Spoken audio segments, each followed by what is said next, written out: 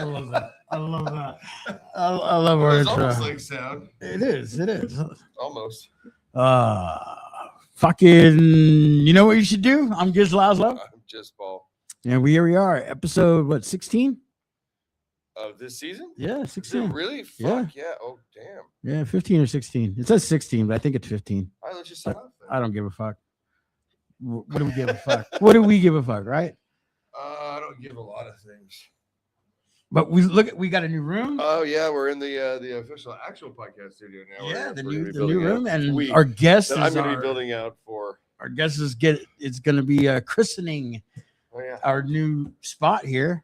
I like our new Bring the champagne. our This is a carpet. it is, but Yeah. you should have seen the table underneath it. All the beer from season 2 I knew and that. 3 Yeah. was just covered in it. It did not look like beer anymore. Okay. It looked like a Nope. Like- Nope. Don't. It looks like your bed. Wow. How would you know? How Well, would you know? your mom talks. Seriously. Fucking hell. She's been doing some talking lately too. Oh, I bet. How was your week? Dude, I'm actually like bleary-eyed, tired of my fucking allergies. I know that our guest gets them too, and it's like right around sunset. Like all of a sudden, it's like, here we go. So it's fucking allergy season, obviously. It has been a very busy week. I've got 2 new clients. I got 2 new jobs. 3 jobs from an old client. So we are fucking off and running like assholes. The warehouse looks really nice. Yeah, we have, that's why we're working in the old podcast studio, putting down tile and hardwood floors, because the producer for the Adidas job is going to be Adidas. The shoe company. No, the motorcycle company that makes cars. Really? Yeah, the cow company. Oh, do they make drums too? No, not on purpose. Sometimes. Anyways, yeah, so we're fixing it up because she's going to be on site with us. She's a dear friend. B, I hope you're watching. She's not. Anyways, so yeah, we're making her an office to be nice, and we're going to decide to be like, a little bit more like a professional-ish fucking shithole.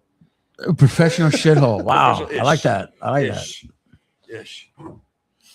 But this is actually kind of nice. That's actually kind of dead in here. It is. It The is. sound is not bad. No, not at all. What? Oh, wait, yeah, all of our listeners. The light when we first set up today, when we had the light on it, I looked white. Well, I looked like if I was in the Klan. fits- If I would have pointed my hair up, it would have looked really. Why? Why do you just why? I don't know. I got this thing. I got this Yeah, fascination. I can't fucking tell. I get this fascination. God damn. Well, if the shit the Every day fits- at 5 o'clock. Oh. You're giving white people a bad name. You're not even white. That's what I do. That's And what you I have do. no privilege at all. Them with black letters touch a white paper. Oh God. Oh. Can I go now? I wish you would. I wish you Oh, would. man. If I do, wish you you're out would. on your ear. You're gonna have to Oh, room up with Johnny again, snuggle with him, taste his feet. oh. He doesn't watch the show either. He doesn't have a TV. He has a phone. He doesn't. He's a dick. Well, he has a phone, but it's always broken. Well, that's because He has a truck, and it's always stolen. it's because it's white. That's one question I'm going to ask No. our guests. No. I'm going to every guest Oh, my from now on. I'm God. going to ask that question.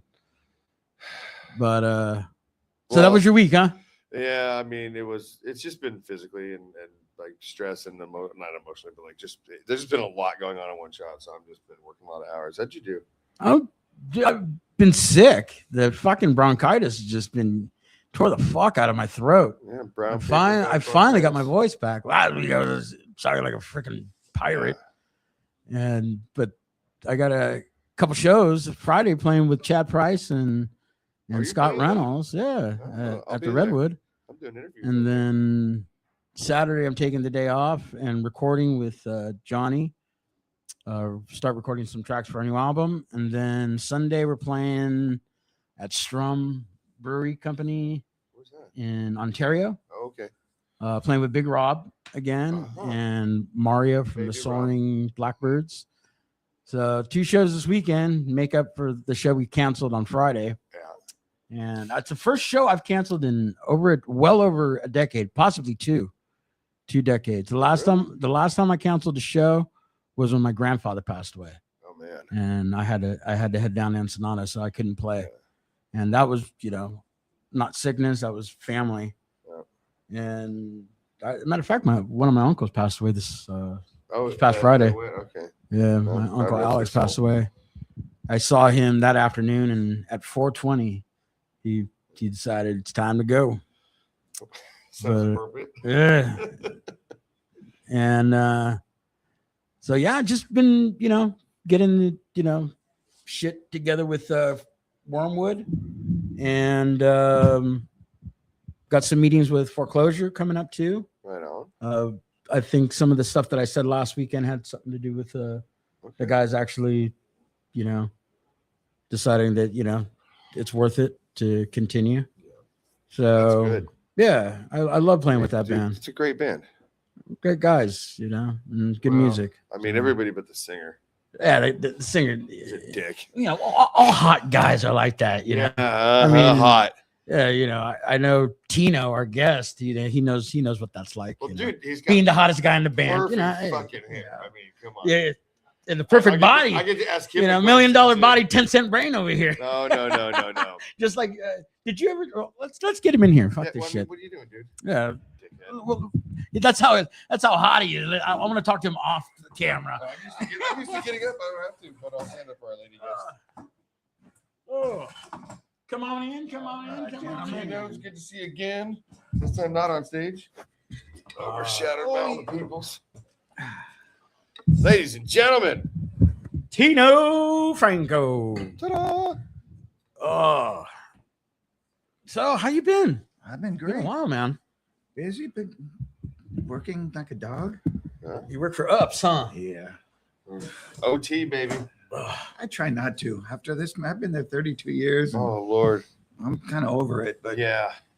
financially, I guess I probably should get into it. Yeah. But after this in my head, I just can't. How long you been working there? 32 years. 32. Started Fuck, driving in yeah. '94. Man, when is retirement on that? I could retire now, but I can't. Oh, yeah, I know what I'm you mean. involuntarily stuck, Yeah, well, But, thanks, White House. I guess if I want to eat and take care of the family, then Yeah. You got kids? yeah. Whoa. 11, right? No. Oh. But my parents had 13. Really? Yeah. Wow, there's 9 of us. Yeah. What were you in that litter? I was number 6. That's the mark of the devil. Yeah. But look at your hair. I mean, come on. Just got lucky. I feel like this, and I asked Chris this from Fairville, does Morrissey like sneak in your room in the morning and do your hair for you? Yeah, sometimes, huh? Yeah. When I'm having a good dream.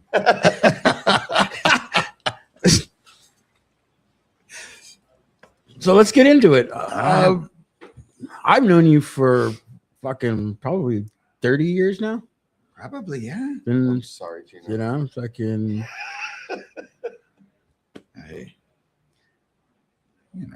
It's We all kind of just all Valley, Yeah. bands, Yeah. playing together. Lazlo played with, the Deep End back in the day, and then it's funny how all 740. that. Yeah, it's funny how all I that love shit. the deep. were you ever a part of I Found God?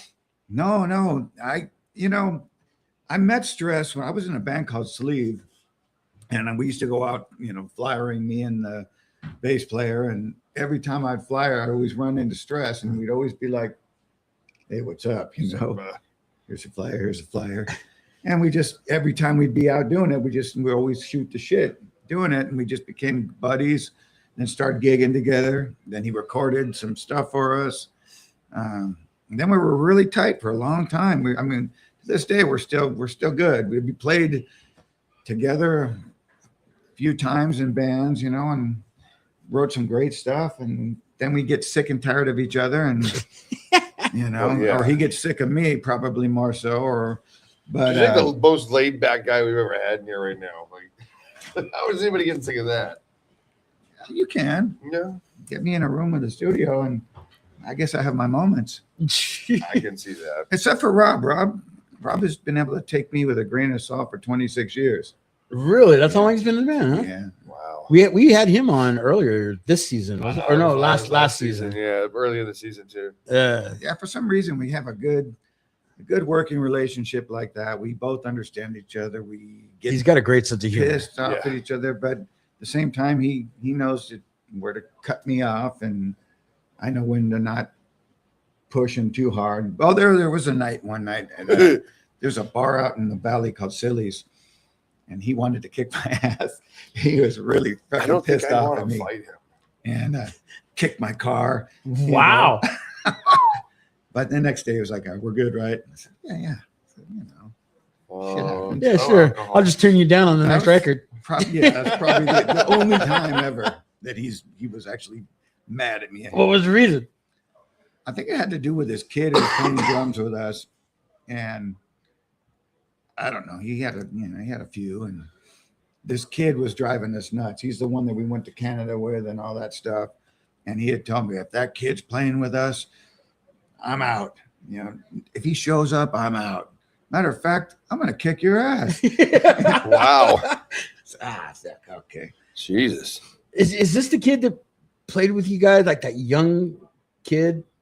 Yeah, he was like just out of high school. Yeah, and he played lead guitar for you guys, right? No, that's the kid that's the kid we had recently. He was about 20 now, but he was good. He's not in the band anymore. No, he kind of is into different type of stuff. Got himself a girlfriend, and he's playing a lot of jazz and different types of rock. I don't think our style was for him, or maybe he just got sick of hanging out with some old farts and shit, which he was pretty young. Yeah. So wow. So backing it up, like out in the valley, and I mean, like, when did you graduate high school? 87. So back then the valley was a little bit rough, right? Well, yeah, they had a bunch of those, like all those valley gangs, the MMCs and the FFF, the lads, and PB, with the Pretty Boys Incorporated or some shit like that. There's all kinds of those. I used to always hang out with, Romero and all those guys from the MMC guys. My neighbors were all part of that stuff. What part of the valley did you grow up in?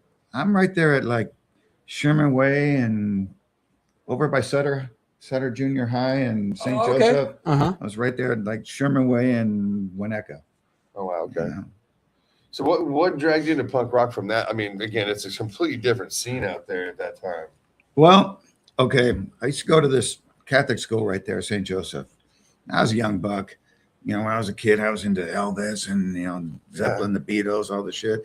And my brother, I was probably about 7th grade, I think, and my brother's buddy, Steve Hamilton, he started coming over with these cassettes he would make off of Rodney on the Rock. And he would bring this stuff over, and I'd be like, what the fuck is this?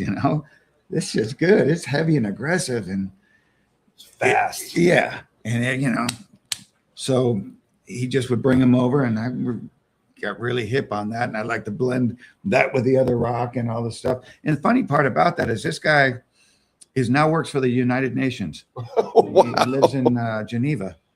Fuck, hell. But his brother Tom was a big promoter over at the country club when it was in its heyday. Booking all the the Oingo Boingos and all the other bands that would play there and stuff like that before their time. And I think he went on to, like, during the hair metal days, he ended up managing some band called Kicks or something like that. Fuck yeah. I don't know if he still manages stuff, but in the early days of the country club, he was a real big promoter and stuff. And Steve would go and get to see all this stuff, and he'd always turn us on to stuff. And it was a great blend of music besides rocks. I always like rock. I mean, who doesn't? Yeah. We all grew up on that. That's what started rock, us. dude. Yeah, I liked a lot of their, like the early kind of punky goth shit, like, when Bauhaus came out and they were still kind of punky. And I'm not much into like the dreary drony stuff. No, I like it when it's edgy and Telegram Sam, that whole like kind of like kick it in the balls kind of moment. And it still was like, it was still darkish. Yeah, but it was cool. Had that energy. Early Sisters of Mercy. But like Bauhaus, Love and Rockets, Sisters of Mercy, all those bands, they were considered the death rock at the time. Yeah, they were death rock or it wasn't punk rock, and it wasn't new wave yet either. It had no, but they would call it goth now. Yeah. Yeah. But I think there's like 3,000 different layers of goth now. Now I've seen Yeah. like kids in like Janko jeans, like dancing with meth heads stuff. It's like, what the fuck is this? Like, Oklahoma goth. It's like, what the hell are you talking about? That's not They've been bastardized. Yeah, I mean, dude, little fucking cute little goth chicks in high school. Oh yeah. there weren't goth chicks back then. They Yes, were there they were was. death rock chicks. Whatever they Yeah. were, man. They- Black lipstick and lingerie. we had somebody on our show, like I think it was season 1. They were like, "You back in the death rock scene." They Was would it, smoke cloves out of aluminum foil. Oh, God. What was her name from Meow Meows? Is that Veronica? Veronica, yeah, I think that was her. she was part of that scene. Oh, yeah. But what was the first band that like caught your attention? Did were okay? This is music. This is my music. This is what that first step to making you a musician. Like, wow, shit. I mean, as a You little remember? kid, when I was probably in kindergarten, my friend gave me this Elvis Presley album, Okay, Elvis Golden there it Records, goes. and I was up there on second and third grade doing Elvis at our St. Joseph talent show. Oh, wow. Oh yeah, and then Shit. Were you singing or lip syncing? no, singing, Yeah, yeah, and then Love Me Tender. no, I did Don't Be Cruel the first Oh, year yeah. and Blue Suede Shoes Ooh. the second year. And it's funny, my mom had made me these Elvis outfits, sewed the shit and all together. And it was a blast as far as that. Did you practice on the toilet? Oh, man. Come on. Anywhere. And yeah, I did that. And then my dad was always played guitar. Back in the day in the 50s and stuff, he had a band and they used to always play some place called the Scorpion, and there's other places in the San Fernando Valley, but he used to do a lot of gigs with Johnny Otis. Oh, And shit. Wow. he would tell me these wild stories about going after gigs, and Johnny Otis would take you back to his house, and nobody was allowed to leave till the sun rose. Oh, Once you were in for the night. gee. But he had lots of guitars around the house, and I had some friends around the neighborhood that were getting into playing, and I traded. I think my uncle gave us a P bass, and I traded it with my friend for a guitar. Even though we had shit. guitars around the house, I just didn't want to touch my dad's stuff. And he, we're getting Black Sabbath and stuff. We started making all kinds of noise. And my dad was cool. He let us jam in the back. And after a while, we finally started kind of sounding good. But there was this guy down the street. He was a produce manager. And he was like known in the valley as like the Jimmy Page of the valley, although he was a lefty. So he was more like a Jimi Hendrix. Ah. But my mom would go to the market and say, kid is driving me nuts. Do you think you could, give him a couple pointers and stuff? So this guy, Tim, would come over to my house every Sunday and he'd bring a 12-pack of beer. Say, look, I'm not a conventional teacher. This is what we're going to do. I'm going to drink this 12-pack of beer. When I'm done, our lesson's over. And he would 8 say, minutes later. and he would just, he said, look, yeah, Oopsie. I'm going to show you how to play, that you can play with people. I don't know how to do notes. I can't tell you this, but I can tell you how to kick ass and play with anyone you want to play with. And so he would do that. And then he would stumble home 3 houses down and then get ready for work and go to work that night. Wow. But he I still don't know how to read any of that stuff or do anything. Oh, that was going to be my next question. Do you read? Nah. You're definitely and self-taught musician. Yeah. Yeah. Like Rob knows a lot of stuff, and they'll ask, well, what is that there? I'm like, fuck, I don't know. I just play, and whatever it is it works. Well, your dad One of being the like best wildly accomplished. He never went like, you sound like shit. Come here. Like, here's how you really do it. Right? No, when I was in school, there was a guitar class at Cleveland High, and I used to fake the tests. I would go home and I would just learn it, and then come back there and act like I was doing it. And in the end, the guy gave me a C. He said, "Look, I know you're full You're of not shit, reading, yeah. You So, can't. Here you go. but you can play." But did you ever know Dave Mullen? Yeah. Yeah, so Dave was in my class, and we would always take off to those little sound rooms, and we would just play all the time together. And then when the guy would give us tests, we would just go out and do. I mean, Dave knew it, and he knows his stuff.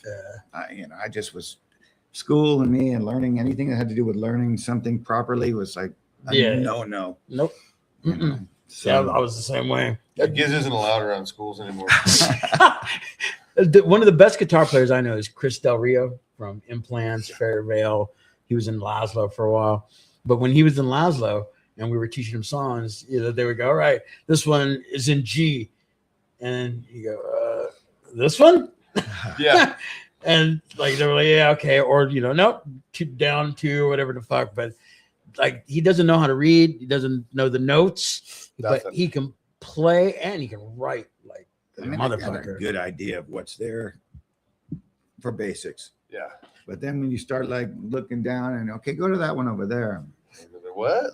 Give me a second, man. That's what was cool about having Stress when he was playing it. Stress really knows he's a guitar player's guitar player, and he's cool about it. He's not one to sit there and bag on you until you turn around. No, just kidding. No, he's a great guy, but he'd play, and I used to love. He would come up with things, accent things, ideas. Pretty damn amazing, and he was a lot smarter on it. So it's good to have. It's good to have smarter people around. You never want to be. You never want to be the most accomplished guy in the band. It's so much better to be learning constantly. I always figure if you don't know shit, you can always. You got room. Yeah.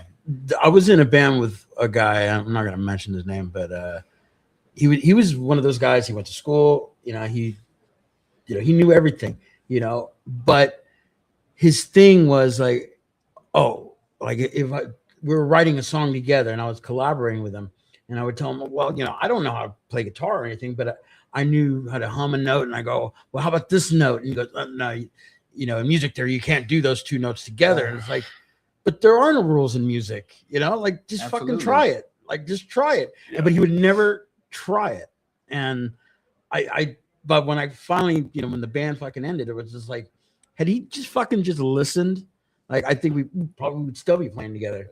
But just that attitude of like, dude, I went to school for this, so that's not gonna work. Yeah, the overly proper way of like you said, there is no way. You pull the art out of it when you do that. That's just reading words or notes or phrases. Rock and roll's about breaking the rules. Yeah, maybe. Yeah, and having great hair or reconstruction. Thank you. No, that scraggly dead raccoon on your head is not great hair. It's a beautiful mane. No. Yes, it is. Yes, it is. I got the mane, mane. E16 in Tijuana. Hair beauty is in the eye of the beholder. No. That's right. I ain't beholding him. Not unless Morrissey's waking you up. Exactly right. And you're like, shit, you want a cheeseburger? So you started 747, what, the summer of 2001? Yeah. I was had a band called Horchata that we had recently been playing some gigs, and we kind of split up. It's so fucking Valley, and it's hilarious. So I said, I quit that one. I was mad at Dan. They were pretty jacked up. I mean, at the time of him, the drummer Sean was part of that band, and I just got tired of it because there was a studio. I don't know if you ever knew the guy Henry. He was an old guy at a studio across from Sunset by the Guitar Center, and he rented out these lockouts to people. And he was like an old pimp or something. So he had this place here, and these guys every month they'd be like, "Hey, let me borrow some money to pay this guy?" And I don't have to deal with this guy, and hey, this guy's behind. All right. So finally, I got some buddies of mine to come in. This guy named Jet. And he would take half the time, and the drummer played with both of us. The drummer was jacked up, so he was never on time. So I used to always text him, be there at 7:47 since we're playing with Jet.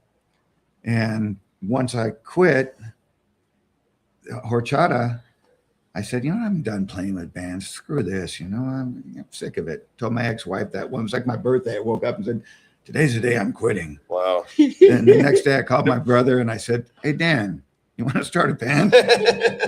Said I decided I don't want to quit. I'm playing. So took the drummer, played. The drummer only lasted like, I don't know, maybe one rehearsal, and then he disappeared into LA, and his brother had to come find him and drag him off to Michigan to clean up.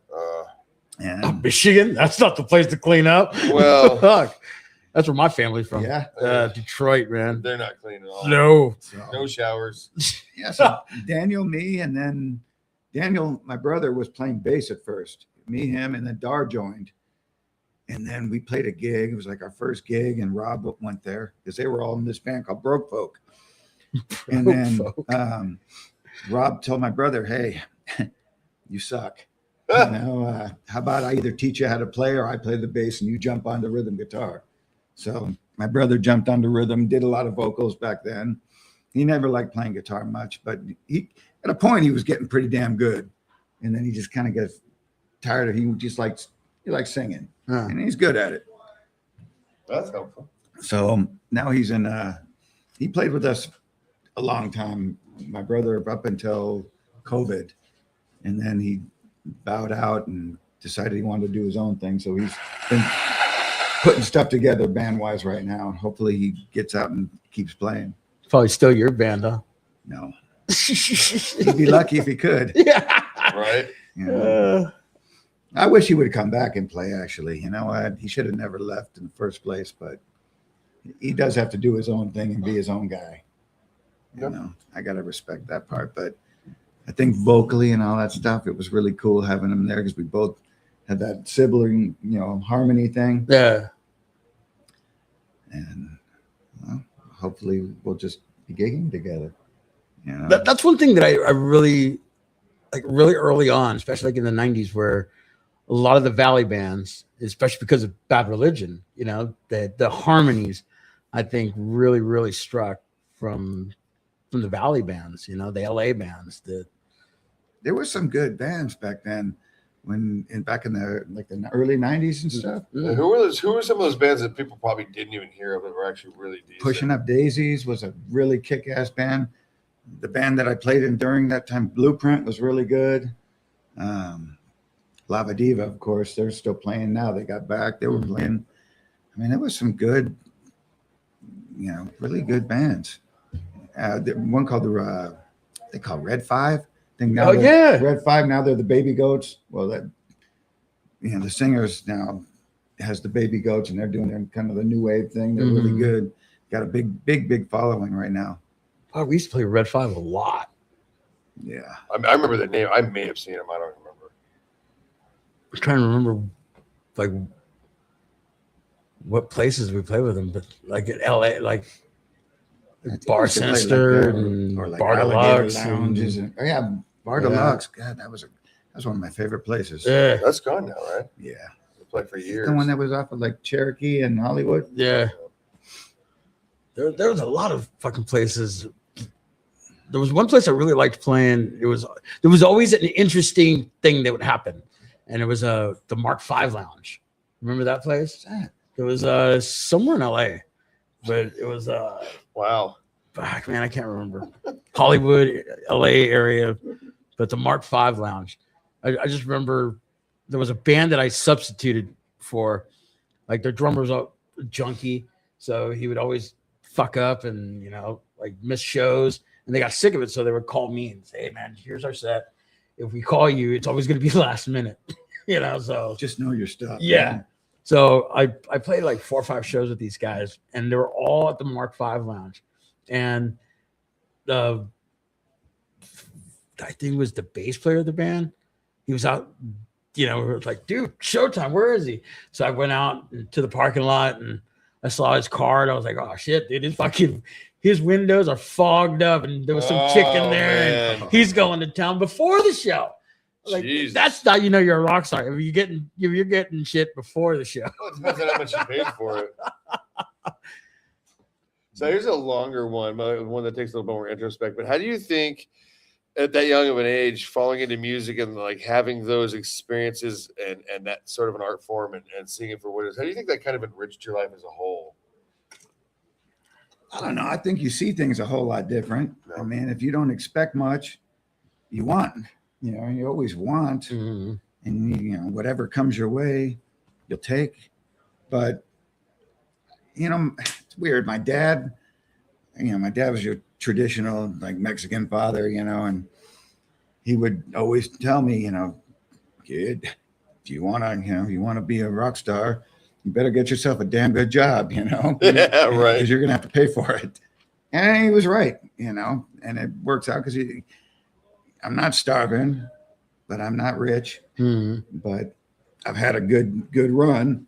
You know, it's like with the Deep End when we played there. You know, you got to do some albums for a label, get on. You know, the perks were getting to go on tour and play some pretty big shows, play with some people that you've never got to, you know, and meet new bands and stuff. So it's kind of like being there at the right time and falling in, which is a weird way, like I told you earlier, about just going and showing up, doing some things, and next thing you know, their producers telling you got to have this guy play for you. And, Right. Yeah. And we had some good times. You know, you get to create and write with good people, and I think in the end you just feel kind of relaxed about life a little bit. You know, even though the more closer you get to doing stuff, it stresses you out. You know, if you're really trying to get it and make it, like, you know, that band had a shot at getting somewhere. Yeah. And you know, with that adds different stresses. I mean, you know, Oh, yeah. it's like you want to get to a certain point. Once you get there, then all of a sudden it becomes 10 times harder. Yeah. You know, It's almost like a plateau. yeah. Like, all right, I made it, but there's still. Yeah, you still got a whole mountain to get over. Yeah. And that's where everyone starts getting at each other, and you know, everyone, you're young and stupid, you get attitude, and some people it goes to their head. And There was one of the bands that I was in that what I noticed was two of the guys in the band who were original members, I think were scared of the success that could happen, you know, and sabotaged themselves and just quit because they were just like, yeah, well, you know, we're touring a lot. We're starting to make a name. And, you know, I want a family, you know, I got a mortgage, I got this. So I need to step back now. It's like, but like this next tour is the one, yeah, you know, like we're actually getting paid for this one, you know, and, Wow. and that's where you end up quitting. Is, you know, I think it's, yeah. There was guys like I think it was the drummer that was in the Generators at the time. He had that and said, like, I got a business and all this going on, and shit, I can't afford to do one more because I'm gonna lose. yeah. You know, I'm gonna lose my house. And Yeah.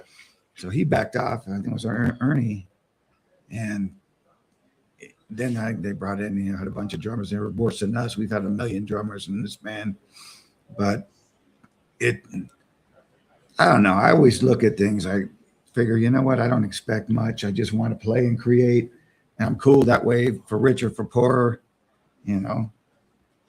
And But that I've always said, being in a band is like being in a Mormon marriage. yeah, You know, yeah. you know, for better, for worse. You know, Jesus. But yeah, you got a whole bunch of different ones. yeah, you got four, you know, No. 3 or 4 wives that you have to take care of. I think I'm just gonna You be a know, you singer gotta take care of songwriter each now. other. What's that? I think I'm just gonna be a singer songwriter now. Fuck that. Well, I said that last show that, you know, being in a band with just another person, Wormwood, you know, I thought, oh, dude, all my fucking No. my troubles are over. You know, I'm just got one guy to worry about now. Oh, you. And fucking now it's picked worse. one. Yeah. Because now it's like a real marriage, you Yeah, know. you picked one. And you know, for the domestic violence is really bad because he and I, we bicker, we fight a lot, and you know, he lives in San Diego, so it's a lot harder for him. Especially with that No. truck, because it Yeah, when walked you know, off on its own. that was the question I was going to ask when we were sitting over there. Have you ever had a girlfriend steal your truck or your car No, and not bring it back for 2 weeks? Oh, God. no, because back in the day, I think the only car I had was her car. Oh. You ever steal her car and not bring it back for 2 weeks? But no, that But- one I haven't done. But actually, if she would have sold the car I did have, it would have been okay. I had this Datsun 510, and every weekend it would break down. Oh, man. You know, my dad was a mechanic, so he would make us work on it, and I just hated the shit out of it. You know, I loved the car when it was running, but every weekend I'd be trying to go out and take her on a date or something, and shit, man, it's a damn car again. Finally, one time she lived up in Tahunga at the time, Oh, my town. and I drove up there, and it was right by the park, you know, at the bottom of the hill. Mhm. And it just finally died. The tranny. I said, that's it. Leave it right Shut there. it. Just walk. I did. Yeah. I walked all the way up the hill, you know, where Mount Gleason turns around before you go to the canyons. and that was it. And then for the next I don't know, that whole summer, I remember I would take a bus and I would walk from Sunland and in Tuxford all the way up there. Fuck that. What a dumbass. Dude. Yeah, she couldn't meet you halfway. Hey, I through was the bushes? I was in. Well, she didn't have a car back then at that time, Meet but you halfway. I was in good shape back then. I got dude, that's a hike. Wow. Wow. So what are some of the other bands you're in where you're younger and leading into where you're at now? I liked Community FK. They were kind of a gothy band, Mm-hmm. But I liked them a lot, and I like Minor Threat. Oh, I yeah. thought they were nice That and was heavy. his first thing. Definitely TSOL. I think Gresham has the great voice. He does. Yeah. Gresham. Oh Yeah, I love his voice a lot. And Did you like Joe Wood era? I just Answered. I just answered. like that deep, Yeah. because he could do the heavy shit. I like the deep singers, Like Eddie Vedder. No, well, not like those deep kind of gothy singers, Yeah. That's, Who is your favorite singer? I don't know, probably shit. I don't know, like kind of Peter Murphy, David Bowie-ish type of stuff. That's kind of my It's like a probably little vocally. like theatrical glammy. I just like the tone, that deep, Yeah. like Vanyan. He had that kind of tone. Yeah. I still think that Peter And, Murphy has, even Joel had that. That's why I like the deep end a lot. I think Peter Murphy has one of the widest vocal ranges I've ever heard. Oh yeah, He's great. phenomenal, man. I've seen him live a ton of times. I've only seen him bad live once, and it was hilarious. I took my wife, and I kept telling her how this guy's the best. You got to. You talked it up so bad. I told He you. hurt you. He's like, Marcy told me you said this. So we went to the El Rey Theater, and he was playing there, and he was just like, I could tell he was strung out. And he just was in a bad mood, and His wig fell off. he just wouldn't play. He would only play nothing anybody wanted, obscure shit only. Oh, wow. He was Just pull the replacements. Yeah. Oh my God. Yeah. And he was just in a shitty mood, and the people were like, "Oh, I'll do this," and he was, and he got like a cold requests. or something. He was not feeling well, and at the very end, he played 3 Bauhaus tunes in a row, and then walked off, and then she goes, "That was kind of a jerk," because You love him? he said he was the best dude. I said, "Well, he is. All the other times I saw him." Yeah, right. Because you're here. Crap. I still think Bauhaus's version of what the Bowie song Ziggy, Ziggy started is way better than Bowie. way better than the writer. Way better. It's Well, same with Telegram Sam. yeah. I don't like the version of T-Rex. No. I mean, I'm not a big T-Rex fan anyway. No. Yeah, there's people that are, and I'll take stuff like that and listen to it thoroughly through and just see what the fuck it is that people, are geeked on. And I We just don't we get it. both have a pretty healthy hate of fucking Zeppelin, and the same thing. I tried, I listened. I was like, God, I just can't. It's do the it, vocals for me. If Yeah, they the were rock- an instrumental band, or they had another singer, like if Steven Tyler sang for Rogers. Zeppelin, I would love them. Geddy Lee sang for him. I like him better. Yeah, I I just like, Robert well, Plant. I'm a big Jimmy Page is my ultimate. Like I said, Badass. I don't mind the music. Come on, John Bonham. I'm a fucking drummer. I love John Bonham, and but I just But dig that. some people just like Pat Todd. We used to have these conversations. I played with him for a bit, Oh, I love that guy. and he just hated Robert Plant's voice. Yeah, He'd say, "I love Jimmy Page, but I just can't deal with that singer." yeah. Yeah. I'm like, but you like fucking Rod Stewart, man. I love Rod Yeah, Stewart. Come the on. faces were a little different. I like the then. faces, but I just like Rod Stewart with the Jeff Beck band. Oh, I couldn't stand it. really? No, I like the second guy that came in on the second album. I thought, shit, now I'm getting What's something his name? going. I like Rod Stewart though, but he's just not my. I like you said, Yeah. Paul Rogers or something. I said do Paul like. Rogers. I always loved Paul Rogers Dude, bad guy. until one night he was a jerk to me. Oh, like pop him in the mouth. No. I went all the way up to this place by Yosemite, this Chauncey Casino, and I met him there. He was really nice. And he even took one of our CDs up on there and was like, "Oh, 747," I was all stoked. So then I paid to go to this thing over at what was it called? The last place, the Avalon was what was it called before that? The Palace. The Palace, yeah. So it was a thing for the LAPD he was doing. Oh, there's your first fucking mistake. Yeah. So the turnout wasn't all that good. No, yeah. I mean, who wants to go to jail tonight? And so, it was a meet and greet afterwards, and I went up there, and he was like, just, here, I'm paying to come have you sign this thing and do this, and just totally blew me off, Wow. And so I was like, whatever, The other guitar player was a guy that was from Howard Leese. Mm-hmm. Ended up on a plane with him the week later, going to Arizona to go play with the Deep End. And he was really cool. He had a blast. He's like, you should come down if you're not playing on that night, come down, and we're doing a Harley Davidson show, and you should come and, I'll get you in. And we were playing that night, but he was actually a very pleasant person. Nice. But I was like, damn, and this is what people always talk about. Don't meet your don't meet meet your right, heroes. Yeah. Right, who is like one of the biggest heroes that you would have in the rock and roll that you never got to meet that you'd like to, outside of like Elvis Presley, like living right now? Jimmy Page. I had once Stress had got tickets for Black Crowes and Jimmy Page. Oh yeah. And it was backstage, and that was when he canceled, hurt his back supposedly, and canceled. And we were supposed to get backstage and meet him. And I thought about it, and I was like, maybe that's a good thing after that. Morrissey told him you were coming. Bummed out, Yeah. Yeah. I can hang out with Rich Robinson. He's a fucking nice dude. Who's that? Rich Robinson, Chris Robinson's brother. Yeah. Him and Robbie Krieger in the same place. I was like, wow, this is kind of neat. Robbie Krieger's a nice guy. He is a super nice guy. I got to play with him at the Canyon. Yeah. He was cool. He looks just like Stress's son. I mean, like Stress's father. I swear they took a picture together. Man, he looks That's more, gonna end up looking looks more like him than his son. Wow. Yeah, he's a shit, man. Like, he'll have 2 minutes, he'll sit and talk to you. He's a good dude. like the biggest like rock star I think I've ever met was Ace Frehley.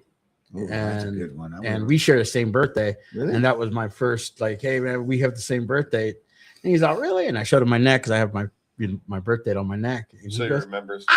he did his laugh. And then we talked for like maybe 2-3 minutes, and Vince Neil came out because this was at he was promoting his guitar strings. So I got him to sign my pack, and Vince Neil comes up and he's wearing a Florida Marlins.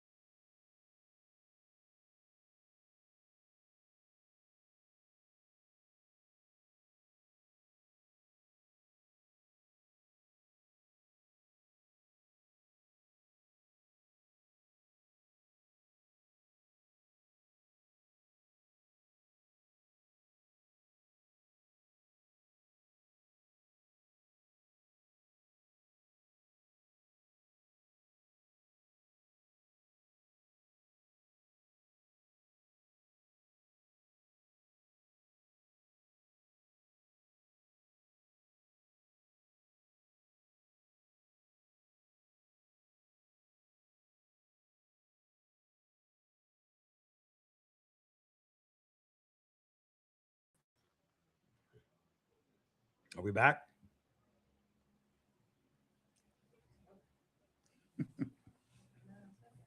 says we're live. I'm gonna go with it. Live on 5. So yeah, so I the thing about you is that because I've known you for so long, that your band is always like you fought to keep your band going. Oh, definitely. And that's what I fucking totally respect about you is that, like, you know, every time I've played with you, it's been a different lineup. And every time, you know, I've seen you, you know, somebody was different, but usually the drummer. Yeah, usually a drummer. And you asked me to be your drummer at one time. Yeah, I was so fucking busy at the time. Between one of Jeff's, Jeff comes and goes, depends. I mean, now he's pretty much kind of in, but like there was a time where he would, same thing. He would get tired of, you know, this and that, and then he would want to split, or we got tired of him, and then, you know, got kick him out. Yeah, once. He'll never forgive me for that one. Yeah, you know, I apologize, Jeff. But it was, you know, middle, so you know. Well, so you can get around. It's well, around your round. You know, ass, the only remaining main thing that's, you know, has been Rob. Rob's been there from day one, pretty much. And hopefully, you know, he gets better and he's there forever. Yeah. He's a cool guy. Forever's a big ask. Yeah. Well, there's a lot until he gets completely sick of me. It's possible. Hopefully that's not too far away. You know, I mean, it is very far away. I mean, but I love playing with him. He's an incredible bass player. He is. And again, I have to say, like, ever since I've known you guys, like, I've always loved him because he was always funny. You know, he and I just fucking joking and Way joking. funnier than Gizz. And even now, like, you know, we always, like, at least 4 times a week, we're sending shit to each other on Instagram or Facebook, just so funny as shit, man. The Phantom man on the you know, on his Instagram and Facebook, constantly plugging and talking shit. He loves to get a rise out of people. Oh yeah. But you know, Rob's classic because he loves music like no one I know. Like he's super fanboy in certain things, but he turns me on to so many different bands that I would have never even thought of, you know, and they always turn out to be pretty good. There's been a couple that I wasn't into, like Trampled by Turtles or something, but Trampled by Turtles. They're actually not bad. I mean, I wouldn't go see them and buy the t-shirt, but they're not bad. No, they're kind of like kind of remind me of like a Grateful Dead-y type. It goes with a kind of yeah acquired taste type of thing. He loved them, but he turns to me like, we just went and saw this band, Mrs. Magician, San Diego band. They're on the Swami label, and I was blown away. I was like, Mrs. Magician, who the hell is this? They were over at the place up in Santa Monica there. I don't know anything about San Diego. No, this was, they played down here. Yeah, okay. they played, what was the name of that bar? It's right off of Santa Monica and something. It's like a hotel, and it's like a recording studio and stuff. I can't remember what the hell it was. Bitchin' place though. And I sat there, was like, holy shit, man. I was blown away. Instant fan after that. They were so damn good. You know, kind of like that Rocket from the Crypty type of, you know, they're one of his bands that, you know, he on his label. So, but I was blown away, and I'm like, Rob, how do you find these? Always finds a cool band or something, you know. And I go down the rabbit hole. I do it, and I find some really weird shit. I'm like, okay, I'm in. When he and I first started hanging out, we would hang out in his office, and we would just bring up a band and listen to it, and then we'd try to figure out, okay, where were the roots from that? And everything came back to the Nils. Well, the Nils and the Replacements, really. Yeah. You ever heard the Nils? No. They're Canadian band. They're in the studio right now. Carlos is probably kicking ass right now. Yeah? And just like, for me, like the Doughboys, you know. Big drill car, you know. All systems go. Yeah, every band that I love and I've been influenced from was the seed. Trees. Yeah. You can listen to their catalog and hear Screaming Trees. It's like, what the fuck? Like you listen to their albums and you listen to every song and you go, oh, dude, that influenced that band. Yeah. This influenced that band. This is where that band got their sound. Like every single one of their songs, you're just like the roots. You can you can hear the roots. You Is know? there any kind of like genre of music, probably outside of like the new pop country shit, I imagine, that you just don't vibe on at all? Anything Gizz sings on, I know. I mean, I don't. Yeah, I'd have to say what you about the new pop country stuff. I It's really trash. don't like. It's what the just watching a video of something this morning on the news, and I was like, what the hell? Oh, it was Why? about the award show, Okay. and you got these guys that are like country stars. They're supposed to be these, cowboys. They got these dancers behind them, dude dancers. Yeah. Like, what the Like hell's going on? Shabuzi. Yeah, Something like the weird shit. I'm like, what the fuck? Is it's this? become ridiculous. The only thing that's cool about some of those bands is, the ex heavy metal guitar players and glam rockers that needed to make some money, Yeah. they're all playing lead guitar for them now. So all of a sudden, Yeah. now these country acts have these dudes screaming guitars. Mhm. Yeah, but I don't like the songs. But Uh-uh. but that part, I think, well, at least you got stuck having to go see it. You can watch a guitar player for a little while. Yeah. But I like if it goes to country, I like the old school shit. Oh yeah, Waylon Owen. Yeah. Those guys. That was when they're The outlaw bullshit. yeah. Yeah. But But the real stuff. I mean, not like it's all I don't like outlaw country FM. I don't like the pop music Yeah. type stuff. I like it always to be a little gritty. I mean, I do like all like the British poppy type, not that like that British sound, even that band, Oasis and stuff. I do like all that because it's reminiscent of Beatles type stuff and Kinks and Oh, the Kinks. the are Jam. shit. The bands I really like a lot, so I dig that sound. Yeah. But I mean, there was a whole like thing there in the late '90s or both mid '90s, really, with like Charlatans UK, Stone Roses. yeah. Like all that came out. Oasis kind of came out of the backside of that. And I mean, to be honest, I thought it was cool at the time, and I listen back now, I'm like, oh, it's just so fucking droll and fucking like contrived, and like neither one of those guys is very good at what they do. I think what the downfall with Oasis was the ego Oh behind them, and for me, for us as musicians, when like we know bands that they think they're way better than what they fucking are, and it totally takes away from like, dude, you guys are a great band, but because you say that you're a great band, now it's like you just taken and tainted that. I was in a band like that that I had to quit. I just don't. That I mean, attitude dude, doesn't Ozzy didn't fly. like you anyways. Hey. I He just loved think me. you have to be grateful for what you can do and Yeah. what you Yeah. have and run with it. And I've sometimes you're gonna fall on your face. like I've never Yeah. I've never said and I've never thought like my band's better than your band, to any of my friends' bands, even the shitty bands. Like, we're all in this together. Yeah. I love playing shows with my friends' bands, and I love it when my friends succeed. Yeah. This is like, and I'm not talking, major label shit. I'm like, you guys are Anything. fucking playing. You guys are releasing records. You guys Yeah. are touring. You guys are fucking playing. You're fucking out there in the trenches. Yeah. That's where my respect comes I from. think every band in their own way for what they create are kind of great in their own way. Yeah. And people may not understand them.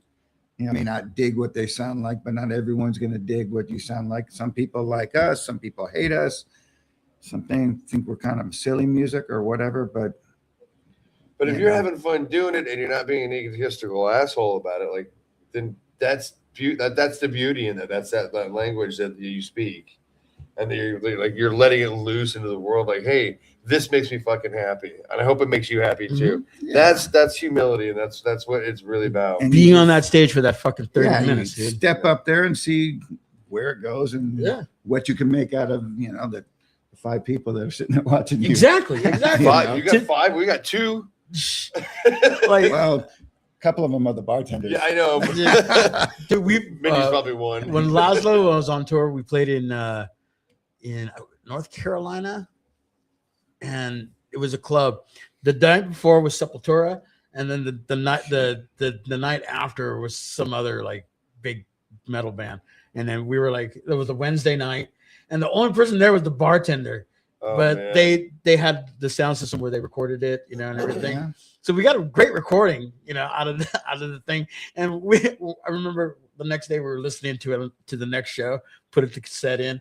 We're listening to that. Dude, this is badass because the crowd's not getting in the way. Oh you know? God.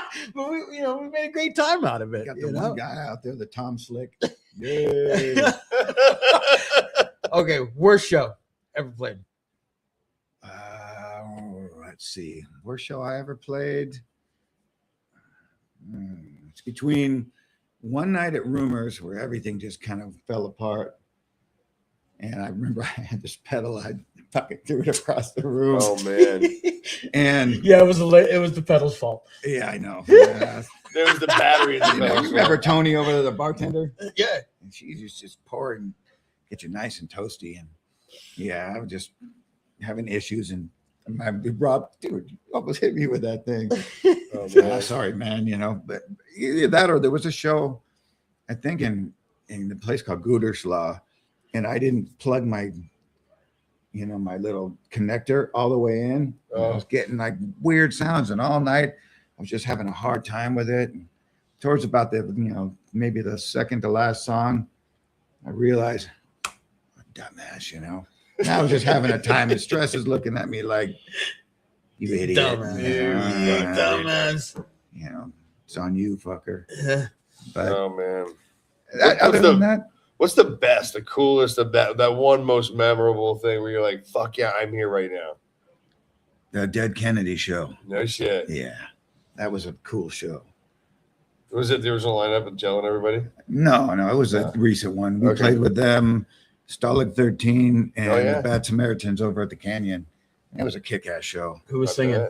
bad. The latest guy, I think. With Jeff Penalty or No, it was a newer guy. Yeah, I think that's newer a guy newer than guy. that? I was playing with Monkey's Midlife Crisis, Monkey from the Addicts, his solo Oh, band, yeah? and we opened up for Dead Kennedys at the Key Club, and it was Brandon Oh. Cruz singing. Oh, really? And that was horrible, dude. The whole Oh. night, I think Brandon sang maybe 10 words. The rest of the time, he just had the crowd singing into the mic. But that was such a Yeah, shit that show. was a- If you can play guitar and sing, you don't have that problem. That's what I always tell my brother. He still to this day won't listen to me.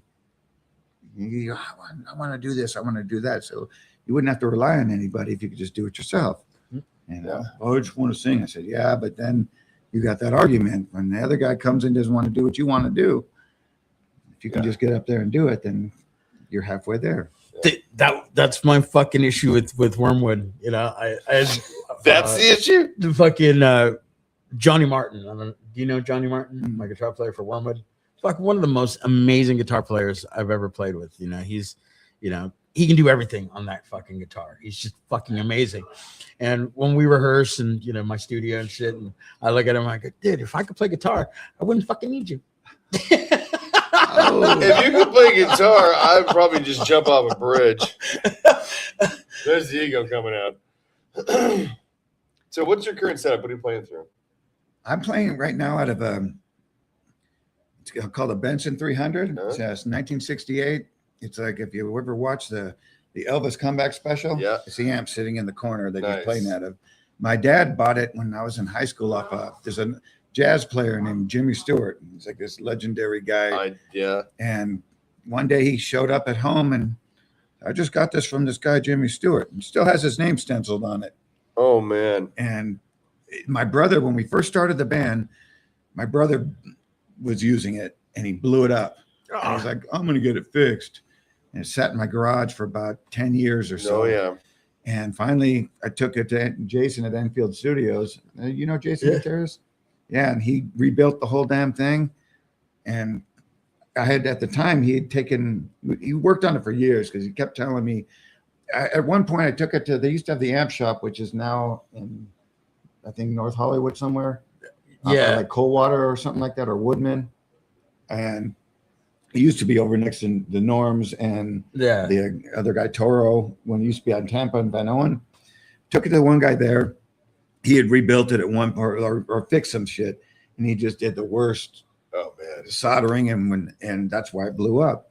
Luckily, my brother didn't get zapped. And it was, we were playing at, it was at Studio Suite. Oh, yeah, And yeah. Oh, I love that place. All of a sudden, it just Started You smoking. let all the smoke It out. looked like a Kiss concert. Oh god. And so it sat and sat, and then Jason took it and he had it for years. And he said, "No, I got to find the right, it's got to be these parts, got to be that." That's and he, not a common And he amp. put it back together. And I had my Marshall, and at the time I was going to build it back and give it to my dad, but my dad doesn't really play anymore. So once I gave him my Marshall to fix, and I got it back, I was like, Fuck this. yeah, it just works. It just has that 115 in it, Yeah. and it just kicks fucking ass. It's amazing sound. So I've been sticking with it, and I got too many amps in my room, and I was just looking at it the other day, saying, you know what, you got to go, you got to go, you got to go. Oh, let's talk. I probably will never do that. Ah, I can't bring myself to do What's it. your address? Yeah, catch me when I'm at Morrissey's. Yeah, right. What kind Eating a of cheeseburger. You'll know that you'll have enough time there. My hair will be great. what kind of guitars you play? Mostly Les Pauls. That's another odd one. My dad gave me a 1952 gold top. Oh When I my god. Turned 19 if I cut my hair. Fucking And it hair was- off. Go. So at the time I had long hair, and I was living with my brother, and he came over and he said, This is my friend Morris. I was supposed to get it, for getting out of school and whatnot. And I was screwing up bad. And then he came over one day and said, all right, since you're the only one who plays, I'm going to give this to you. You have to give me one of yours. So I walked in. I said, all right, give me a second.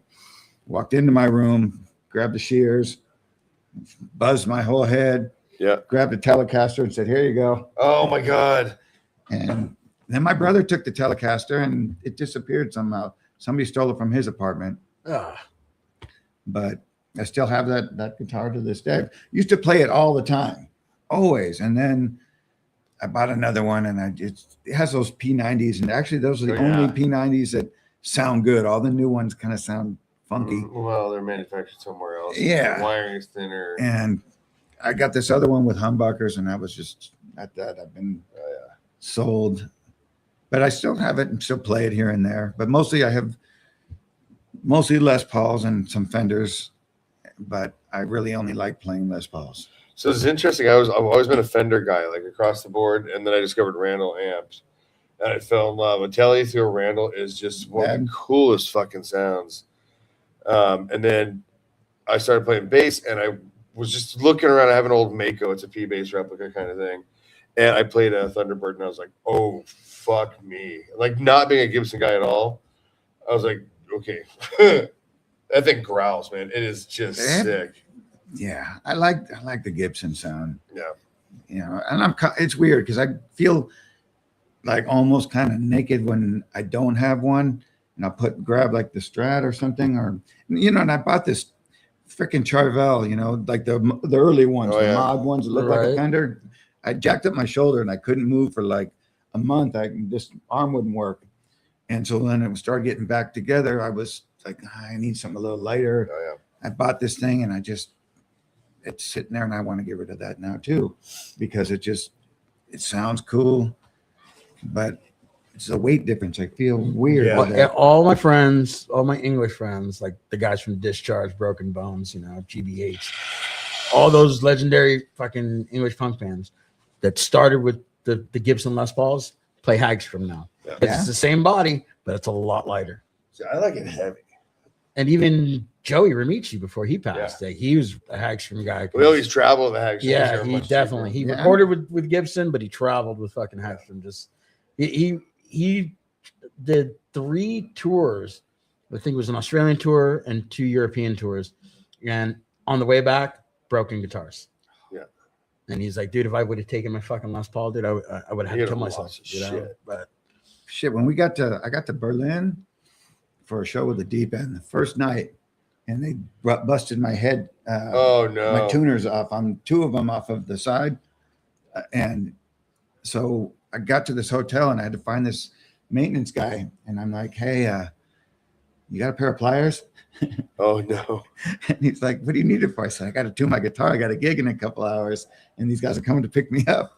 So I took it in the room, and I sat there with a pair of pliers and tuned my guitar with a pair of pliers. Fucking and then went and played the show. And the next night we were in another city, And some guy came up and it was like there was a shop next to the venue, and he's like, "Hey, I love your band, the Deep End, and I want to go to the show." And I said, "Well, I'll tell you what, man, Fix you this. can go fix this for me." I said, "Oh, you can come with me." And yeah, I'll be right back. Came back and still have those two like non-matching That's awesome. tuning keys on there. Really? And yeah. And That's the it kind of came in. memories you can't make doing anything else. But it was a cool show. I mean, everything worked out good. And Do you remember the venue you played in Berlin? What year was it? The that Anti-Gizz was Club. 2005.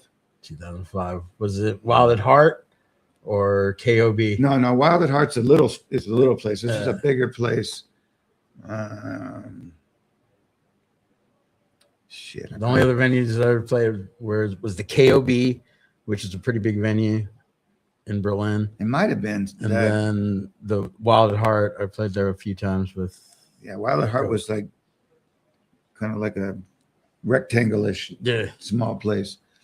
Yeah, I'm not sure. Maybe that was what it was. Because I just remember I was, I had to take the plane myself because the guys went the day before. And I had to work, so I went by myself. And then You're one of those guys. Yeah. And then I had to get my own room and get there, and they were coming to pick me up. But Flyers that was just it. Sure. Crazy. So what do you guys have coming up next? Saturday we're playing at the Redwood, and then I You don't got know. playing with 900-pound gorilla, huh? Yeah, Yeah. Hey, Todd. that John is a hell of a player. Dude. Yeah. He trips me out every time he plays because he always does something that I wish I could do. And I'm always asking, Let's take video. "You learn that stuff, man."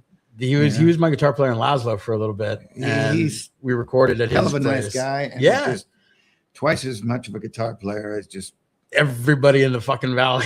yeah. That's always going to be Yeah, true. absolutely. Like, What about after that? I'm not sure we're doing that. There's like a party thing for about 10 guys that retired for UPS that we're doing. But that should be pretty fun. We're not inviting. But Jeff's probably going to go to like Bali for a month and straighten himself out and surf and stuff. He does that like once a year, and wow. and Must be nice. yeah, Lady boy time. Yeah, he doesn't really. Fuck yeah. And then in September we're playing with the Dickies over at the Whiskey. No, that's awesome. So hopefully something else pops up in between. Always something does. But I don't know. I don't normally look for stuff. I just kind of fall through. Somebody calls somebody and whatnot. But when I do look for stuff, they don't give it to me. Oh, yeah. So you guys have any new music in the works? Yeah. We just this week we were recording stuff. I'm trying to put together an album. I'm doing it myself because I'm too broke to go to Enfield Studios. So I'm trying my luck. It's gonna be, I don't know how great awesome. the quality is gonna be, but I think it's pretty good sounding right now. One single should be out any day now if CD Baby will run it through. I don't know what the delay is, but I never have issues. Usually they're out when you want them to be out, except this time I check What's it it every called? day. A song called Back in the Shadows, Okay. and it's kind of a surfy tune. And then we just recorded another song the other night. We're up late doing a song called Admit It, which is pretty cool. Admit it? Yeah. And then, which is funny, is there's the song basically was about an argument I had with another drummer, that we had in between one of Jeff's ins and outs. And Jeff thought it was about a guy and a girl, admit it. So he's coming up with this chorus on this part at the end where he's going, "I'm sorry."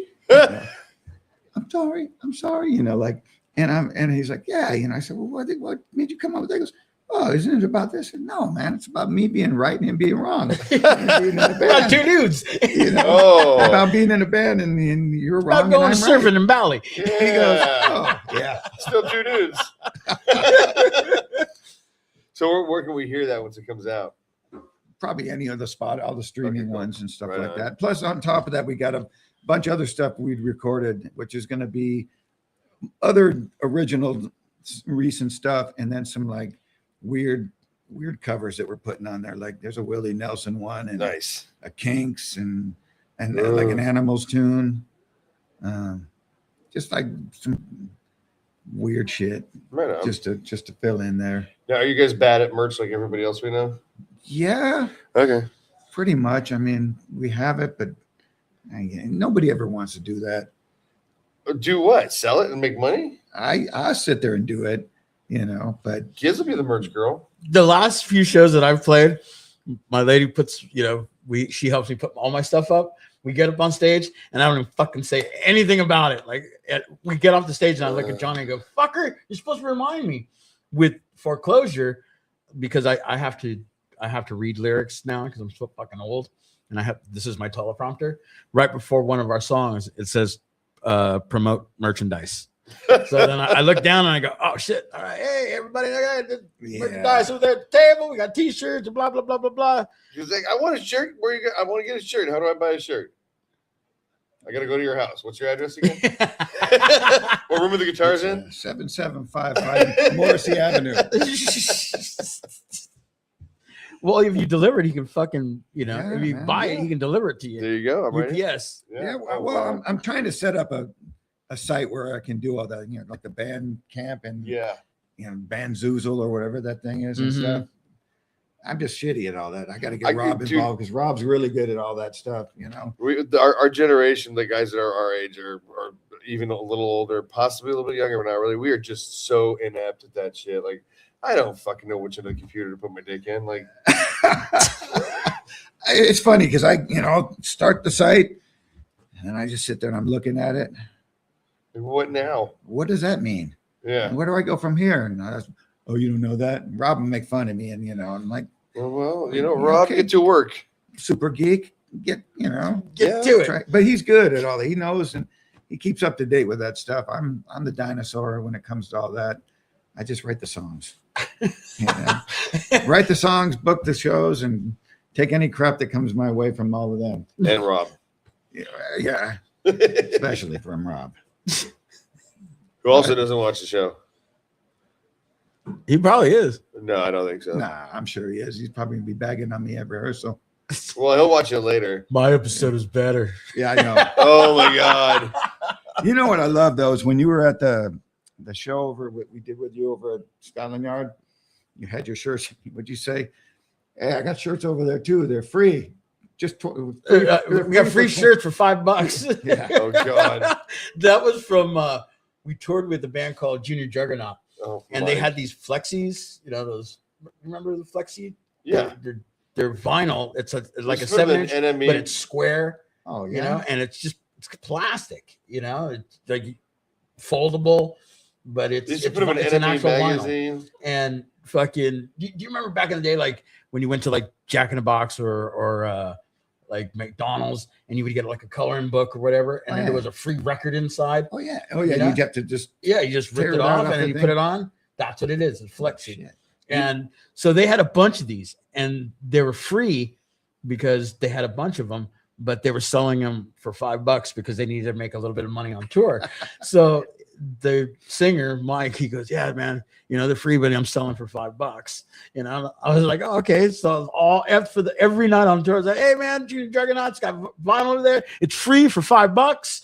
And every night, man. You know what's funny about that flexi? The hole's too small. The what? The hole doesn't fit over a standard post. No? Nope. Huh. Oh, I ripped it. What was that? Oh, a buck. You look very like woo. I thought you were dancing. I'm like, is that the outro music? Yeah, are we tap dancing our way out of it? No, that's something I could afford. Yeah, right. We got these new vinyls here, man. But yeah, we're gonna try to put together a nice vinyl of That'd be awesome. Yeah, I can get the money together first. Well, sometimes you got to sell yourself in the street corner. Sometimes you got to roofie a friend. Yeah. I might take a loan out from Morrissey though. He seems to have a lot of cash. He doesn't eat cheeseburgers, so he's got it. It's probably been what are we 26 years since the last time I released a comp on my label. And I think it's almost time. And I get all my friends' bands again. That would be cool. And just a compilation of every band that we know, every band that's been on our show. We were talking that's almost too many bands. Spider Baby about doing like a with the split sevens. Split sevens are awesome, dude. every band that I've talked to, and like, hey, we should do a split together, a split 7-inch, and it just never happens. nah. Sevens are actually, I mean, like the only place I know to get them printed is your Third Man or in Licorice Pizza in Florida. Yeah. Those are the only 2 places to do 7s, and almost nobody does 10s. I love EPs. I love 10-inch records. Yeah. What I used to love back in the day were the picture discs. Oh, yeah, I do have a bunch of those. I still have my Wasp picture disc. That's the saw. You don't have to. The saw blade. For Fuck Like a Beast. I got a Bow Wow Wow picture disc. Really? Yeah. Wow. The I Want Candy one? No, their second album. Our friend Lightning Bill, he plays guitar for Bow Wow Wow now. Oh, yeah, he does. June 11th is Yeah. Highland Park Fest. They're playing with Bill Lightning Woodcock is playing with Speed Buggy at the Offbeat. Really? Yeah. Oh. I really recommend you go see that shit. Also, just met Jeff from Jefftown. Oh yeah, Apparently Jefftown he's my Records. big brother. Yeah. Maybe they'll help us out. But I bet he was a nice motherfucker. He was a nice guy. do you guys ever start your own label? Yeah, we got this one called Rice Water Records that we. Rice Water Records. Yeah, well, it started So when what when we were in Horchata. Oh my god! That's fucking brilliant. All the vinyl should be horchata colored. Yeah, well, Rob made this cool label, so this time we're gonna use it like we did it on I think the first, but then we were on Pat Todd's thing for a while, his Rank Outsider Records, but that's kind of didn't really do anything, but it was cool, But Pat ended up, he's got to get out there and he's doing he's got an album on 50 different labels right now. He's putting out music like it's like he would, like my parents put out kids. Seriously, he's a machine, but he told me, he says, I'm just trying to put out as much as I can while I can. Yeah. And every time I talk to him, I'm going back in the studio recording another album for this other label, so he's got illegitimate albums all over the place. Well, Wait till the child support starts. Yeah. You guys have been doing it for a long time. For Yeah. and he still sounds like he did back then. Yeah. And like you look at him, he's got he looks like an old dude, but he gets on stage. It's like he'd be a preacher. Yeah, just that hair, thing he's got going on, and he, tiny little guy, but he gets on stage, hair? bam, And all of a What's sudden that? it's like big curly hair. No, he's got the crown. like the Winchester look from Mesh. Uh, But once he gets up there, he's just It's so energetic. Like, fuck, dude, he's got to be in his 60s now, 70s. Wow, Jeez. damn. my knees hurt just from sitting here.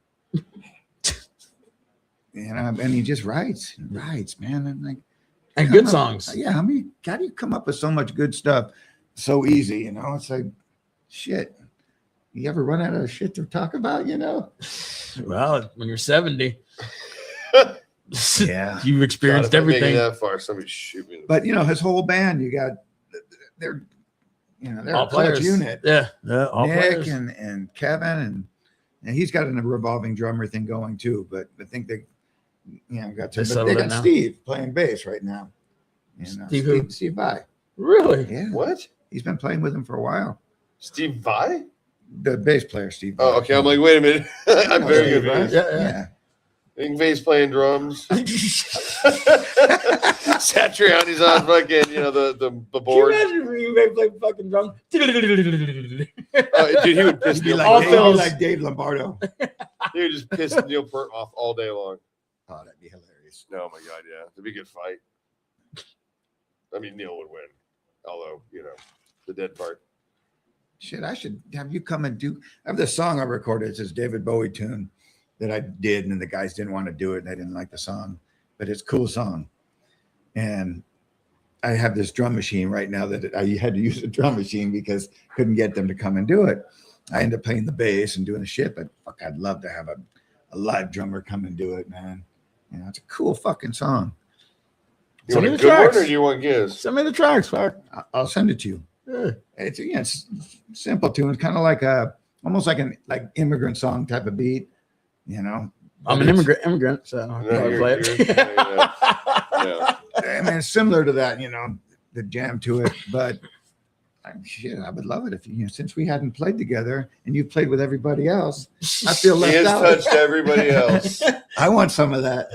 Oh no, you don't. I'm bringing Morrissey with us. I'm so All right. sorry. No, you're not. You're fucking not. No, You bang that gong, I'm bitch. not. Whoa, Yeah. All right, we got to do the wrapping. I'm gonna die. I know. I gotta go home and take my medication so I can go to sleep again. Mindy, did you get the new sledgehammer? Yeah, the medication. Well, thank you for coming on, brother. No, I appreciate you having me. Fucking Look up 747. Go if you can figure out how to buy some merch after. Rob does something, anything at all. You can find our shit online if you want to buy the music. It's on all the platforms. That you can do. But I want the thong. We'll get you one. Okay. Make You want the what? a special thong. delivery.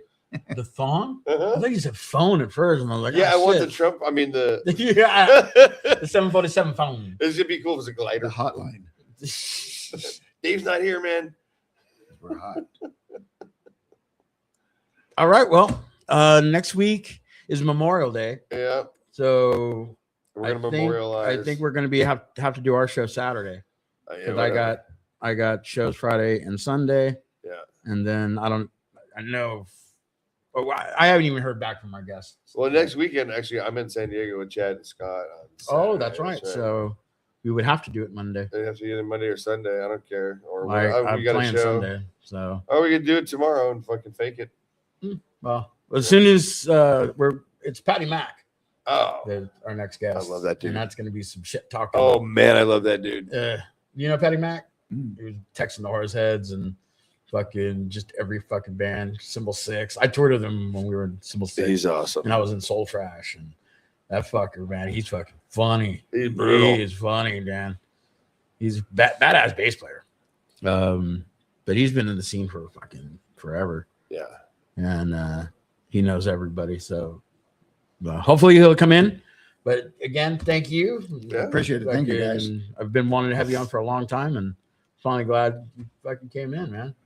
I'm glad I did. And look at that, man. I got a gig out of it. It's not really a gig. He's gonna charge you to show up. I mean, Morrissey's got to get paid, dude. Oh. You get per diem. Yeah. Per diem. I'll call Joe and Stress and have a really good time. There we go. All right. Well, Ladies and gentlemen, you know what you should do? Come back next Monday, 7:00, and don't watch us. you're so fucking witty. Uh-huh. You You're wittier too. Ireland bridge What's up, troll. Whittier boy? Yeah, oh, damn right I am. I'm Scottish bridge troll, technically. All right. Cheers, cunts. Love you, bitches.